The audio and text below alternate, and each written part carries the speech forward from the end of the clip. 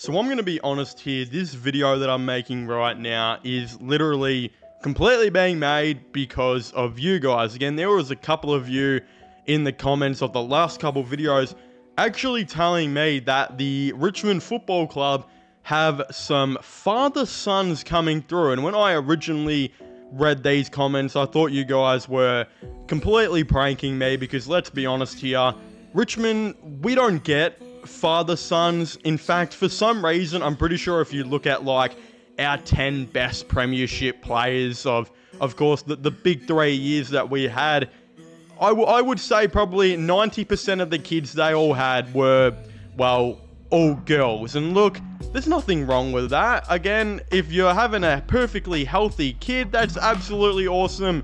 More credit to you. But of course, as Richmond fans, we're all sitting here like that one Mike Wazowski meme, wondering, well, you know, when are the lads going to start having some boys here? Is it the old Greek mythology about them? Are they not eating enough meat? I don't know what is going on here, but considering like in my time of watching Richmond, I think we've had like 2 father sons all up, and I think in the history of Richmond, there's only been like 4 father sons all up.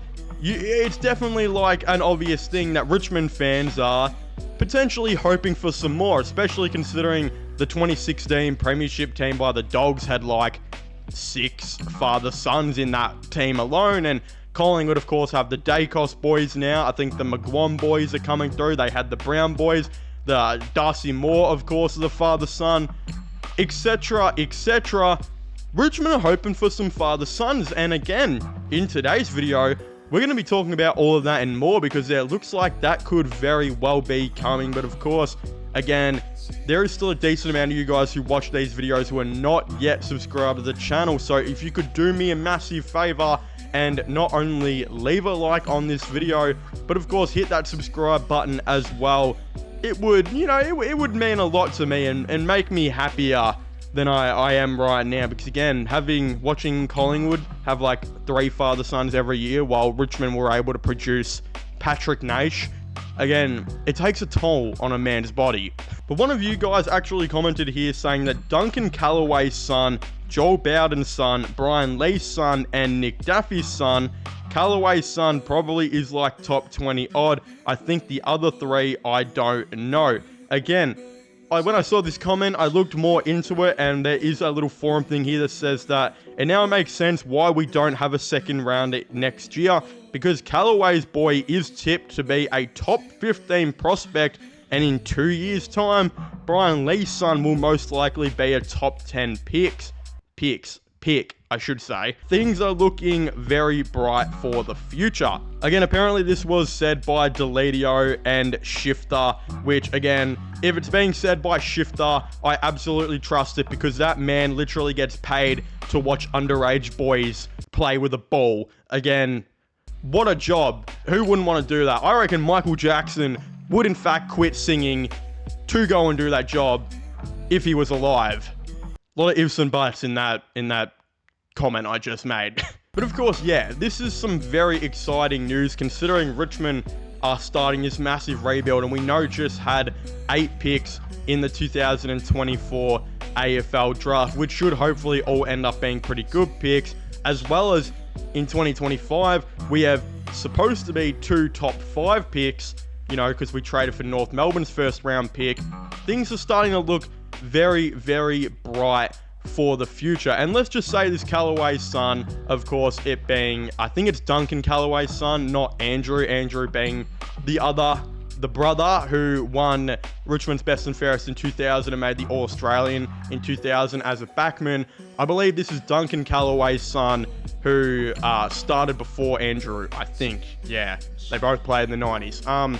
Again, this is really, really interesting. From what I've seen, I think this guy is a midfielder. He actually plays for Sturt in South Australia because his father works for the Adelaide Crows, I think, as a strength and conditioning coach, or at least that's what it was said a little bit ago. Again, that could, of course, have changed by now. But if we do decide to look at Duncan Callaway's numbers here as a Tiger, he played with Richmond from 1993 to 2004, played 180 games, kicking 12 goals right there. Again, he is the father, I believe, of this Calloway, and the Callaway's name is Lewis, and he actually, as a 17-year-old, averaged 18.5 disposals per game on an okay disposal efficiency of 65%, but they are believing right now that this guy could eventually develop into being a really, really good prospect. Now, I'm not too sure if he's a midfielder or a halfback. I don't even think you can find that information really anywhere. There's not a whole lot of information going around right now, so it's more so if you've watched him play, and if any of you have, give us a little insight in the comment section down below what you guys think about him. But again, as previously said, he is tipped to be a top 15 pick in the 2025 AFL draft. And look, if he's in halfback, that is so perfect, because I think Richmond will be looking for a halfback, not only to replace Daniel Rioli in the next couple of years, who just got traded to the Gold Coast Suns, but to obviously replace Jaden Short, who went from being one of the best Richmond players to having a very bad 2024 season, and hopefully doesn't regress much more. But I really don't know how many years he's got left in him. Probably, I think he's like 29 next season, so he's probably got a good 3 to 4 years. But again, he had a really bad year, and if he plays like that again, he probably won't be playing that 3 to 4 years out. But we'll have to definitely wait and see. He's still a vice captain of the club, but we do need a half-back right now. And the fact is, let's just say this Callaway goes, we'll say pick 17, right? That means if North Melbourne finish 15th, like they're projected to, Richmond will have pick 1, 4, and 17. 3 first-round picks again in the 2025 AFL draft, which would mean if we're counting our first pick of the second round of this year's draft as a first, which a lot of people basically just are, that means we will have had 11 first-round picks in 2 years, which is just flat out crazy to think. And that's not even talking about how Richmond are probably going to be bad again in 2026, where we'll have pick 1 and our first pick of the second round. And then you're telling me that Brian Lee's son will most likely be a potential top 10 pick of 2026. That is flat out crazy to think. The absolute domination and draft capital that the Tigers are going to have over the next couple of years. Again, this could all change. We have to remember that we are looking a whole year to 2 in advance. And I remember as a 17 to 18 year old, a lot of things changed for me.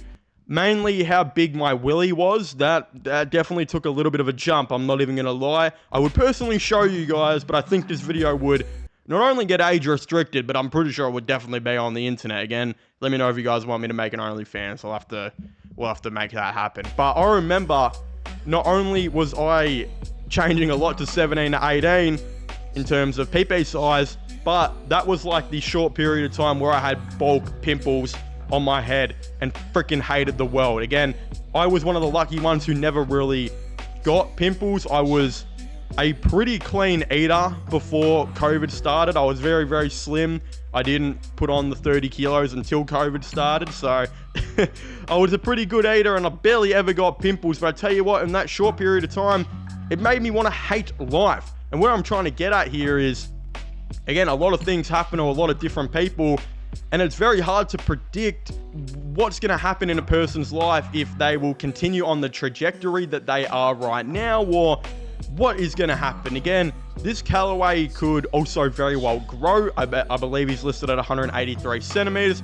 Considering his dad and uncle, I believe, are both taller than that, he could very well get to like 6'1", 6'2", and yeah, be a little bit of a different player. Again, maybe loses some speed, who knows? Again, there's a lot of ifs and buts that all goes into this. We really don't know. And for Brian Lee's son, it's hard to truly get excited considering this boy's 2 years away, and he may be a top 10 ranked right now, but in 2 years' time, he could not sneeze on the camera, but he could very well be like ranked 35 or something. Again, there are NBA players who literally are ranked like number 1, shout out like Imani Bates, And then when they get drafted, I think like he got taken at pick 52 or something to the Cleveland Cavaliers. So again, that was in the span of like 2 years. This guy went from the number 1 ranked player to the number 52 ranked player. A lot of things can change, so it's very hard to get fully excited and truly know what is going to be going on. But at the end of the day, there should be a little bit of excitement there for Richmond fans, because it looks like we're finally getting some father sons. And at this rate, we could have 3 first-round picks for next year. And that's not even talking about trading to get back into the draft again. Look, I don't think we will. I think Richmond are very happy with the veterans and players that they have. But that's not to say that they might not, throw a future first-round pick or something around to see if they could get another first-round pick in 2025. So, a lot to talk about here.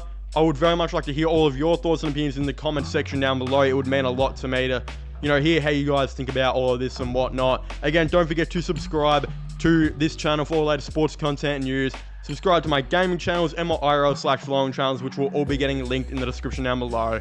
And I guess I'll see you guys next time. Goodbye.